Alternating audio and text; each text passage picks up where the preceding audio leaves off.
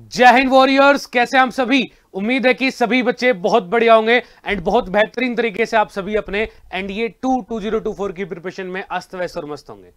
तो जैसे कि आप सभी वॉरियर्स जानते हैं, एनडीए 2024 का बच्चे पेपर आपका होना है 1 सितंबर, यानी पेपर के टाइम तक अभी तक मान के चलो मैं आपके पास में तकरीबन 90 से 100 दिनों का टाइम बाकी है। तो इन आगे आने वाले डेज में आपकी क्या स्ट्रेटेजी होनी चाहिए, क्या मास्टर प्लान होना चाहिए, ताकि आप अब की बारी एनडीए का पेपर अपना क्लियर कर पाएं और खड़कवासला जाने के सपने को, अपने बदन पे यूनिफॉर्म पहनने के सपने को मेरे चीतो साकार कर पाएं। तो उसके लिए देखो, सबसे पहले आपको बच्चे एनडीए के एग्जाम पैटर्न को समझना पड़ेगा, किस तरीके से एनडीए का पेपर हो रहा है और कैसे कैसे आपको क्या क्या स्टेप यहां पे फॉलो करने हैं आगे आने वाले इन डेज में। सबसे पहले बच्चे बात करें, देखो आपका एनडीए का जो पेपर होता है वो दो पार्ट में यहां पे होता है कंडक्ट। पेपर 1 आपका मैथ्स का होता है, सेकंड आपका जीएटी जिसमें इंग्लिश, साइंस और जीके वाला पर्सन होता है। मैथ्स के पेपर में आपको 120 क्वेश्चन मिलते हैं, हर क्वेश्चन 2.5 नंबर का, टोटल 300 मार्क्स, 2.5 घंटे का पेपर होता है आपका। सेकंड पेपर की बात करूं, जीएटी का सेकंड पेपर आपका 150 क्वेश्चन यहां पर देखने को मिलते हैं, हर एक सही क्वेश्चन के लिए 4 नंबर और 600 नंबर का जीएटी का कंप्लीट पेपर होता है, 2.5 घंटे यहां पे मिलते हैं। यानी टोटल में बात करूं मैथ्स और जीएटी की कुल मिला के एनडीए का आपका जो रिटन एग्जाम है यहां पे 900 नंबर का रिटन एग्जाम होता है। अब कुछ बच्चों को ये रहता है कि सर 900 में से मैं 800 लेके आऊंगा, 700 लेके आऊंगा, बिकॉज अभी अभी बोर्ड्स का पेपर दे के आए हैं तो उन्हें यूपीएससी की रियलिटी पता नहीं है। लेकिन मेरे भाई, तुम्हें यहां पे 700-800 लाने की जरूरत नहीं है अगर आप टॉप भी करना चाहते हैं तो। अगर बच्चे आपने 900 में से 450 या 500 मार्क्स भी ले आए आप रिटन एग्जाम में, तो बहुत ही ज्यादा बढ़िया स्कोर है। आप इस बात को समझिएगा, ये बात मैं क्यों कह रहा हूं उसके पीछे का रीजन भी आपको बताऊंगा, और ये इतना स्कोर भी आप कैसे कर पाएंगे, सारी बातें अपन डिस्कस करते हैं ना।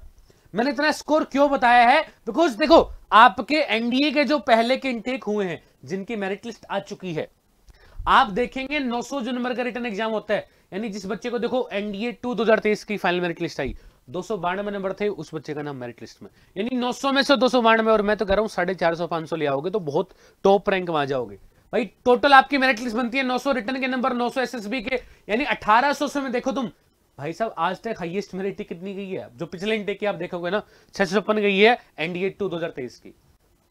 यानी अगर 450-500 नंबर भी आप ले आए तो आपकी बेसिक अप्रोच वही होनी चाहिए कि मेरे को सब कुछ नहीं पढ़ना है एनडीए के लिए, मेरे को एवरेज हर सब्जेक्ट को एवरेज लेके मोटा मोटा तौर पे अगर मैं पढ़ लिया तो भी आराम से क्लियर हो जाएगा। अगर मैंने 50% चीजें भी बहुत ही बढ़िया तरीके से, अगर मान लो 50 नहीं 60-70% भी कर लिया और पेपर में 50% भी कराया मैं, तो आराम से पेपर क्लियर हो जाएगा। उस 50% में होगा क्या, देखिए जैसे अपन ने बात की मैथ्स की बात की ना, तो मैथ्स में देखो आपको पढ़ना क्या है, मैथ्स में ये पर्टिकुलर चैप्टर्स आपसे पूछता है पेपर में, इन्हीं से क्वेश्चन आपको देखने को मिलते हैं, जैसे algebra, differential calculus, matrix determinant, trigonometry, आपका स्टैटिक्स, प्रोबेबिलिटी।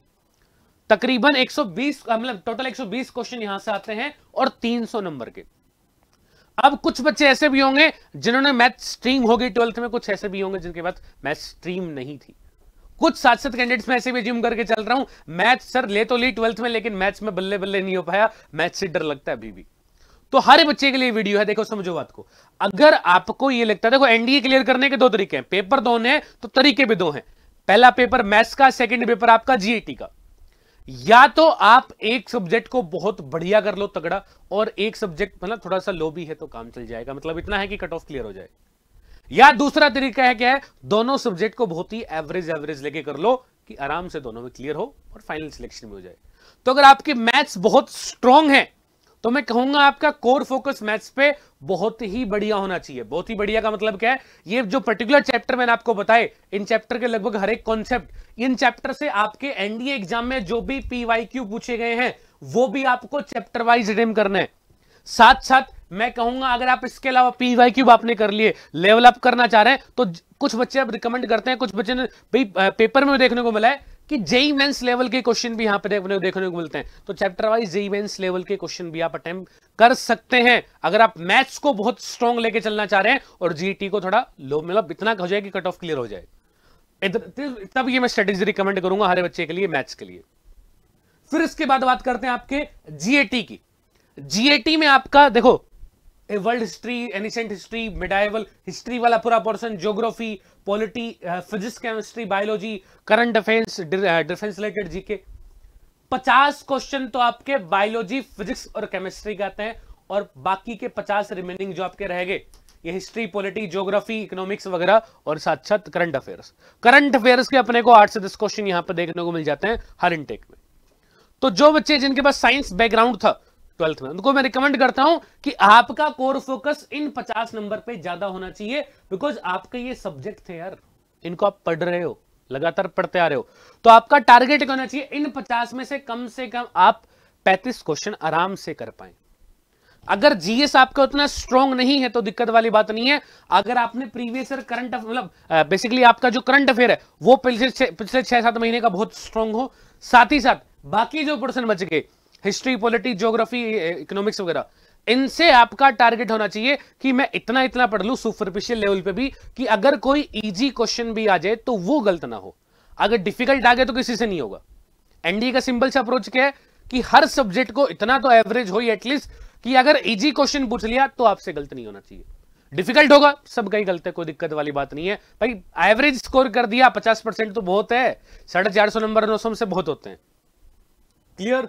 तो जीएस वाले पोर्शन के लिए आपकी स्ट्रेटेजी होनी चाहिए। इसके बाद बात करें इंग्लिश की। सर इंग्लिश का क्या सिनेरियो, इंग्लिश को हमें कैसे टैकल करना है?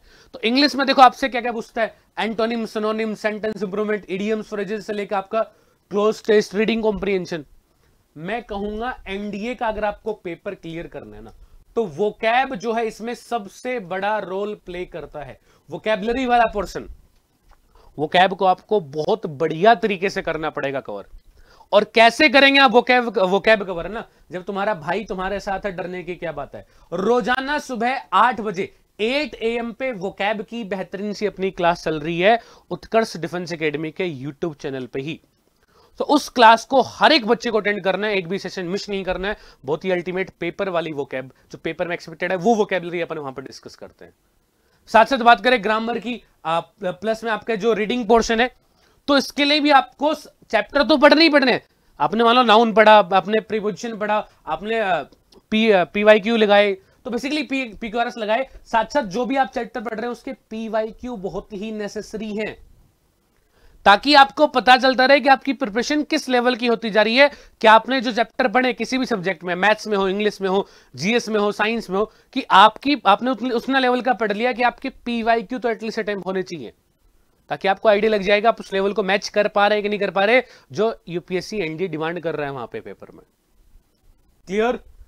Got it? और ये सब कुछ करने के बाद में फाइनली जब आपके पास में टाइम मिल जाए तो उसके बाद में आपको ट्राई करना है किसका, मॉक टेस्ट जरूर लगाने हैं, और मॉक विद टाइमिंग आपको लगाने हैं। जैसे मान लो मैथ में कोई क्वेश्चन मिला आपको, आप उस क्वेश्चन को कर तो सकते हैं, लेकिन वही क्वेश्चन अगर आपने 10 मिनट में कर दी, 10 मिनट में किया तो उसका फायदा नहीं है। क्यों? एक अगर आपने क्वेश्चन अटेम्प्ट करने में 10 मिनट लगाए तो हर क्वेश्चन तो 4 नंबर का है, समझ रहे हो? तो ऐसे हर 10 मिनट वाले क्वेश्चन की जगह 4 और क्वेश्चन आप करते तो 4 की जगह 16 नंबर मिलते। तो गिवन टाइम में और विद एक्यूरेसी कैसे इंप्रूव होगी, आपकी मॉक के साथ इंप्रूव होगी। तो लास्ट में आपको मॉक जरूर अटेम्प्ट करने हैं टाइमर के साथ में, ताकि पता चल जाए गिवन टाइम में कितने क्वेश्चन कितने एक्यूरेसी के साथ आप अटेम्प्ट कर पा रहे हैं, पेपर की आपकी पहले से उसी लेवल की प्रिपरेशन अपनी हो जाए। और जब डरने की क्या बात है, पेपर की मैंने प्रिपरेशन की बात की, डरने की क्या बात, जब उत्कर्ष परिवार तुम्हारे साथ है ना। देखो एनडीए के नेक्स्ट इनटेक की आप में से जो भी बच्चा प्रिपरेशन करना चाह रहे हो, तो एनडीए के हमारे न्यू टारगेट और फाउंडेशन बैच यहां पे स्टार्ट हो चुके हैं। ऑफलाइन ऑनलाइन दोनों ही मोड में अवेलेबल है।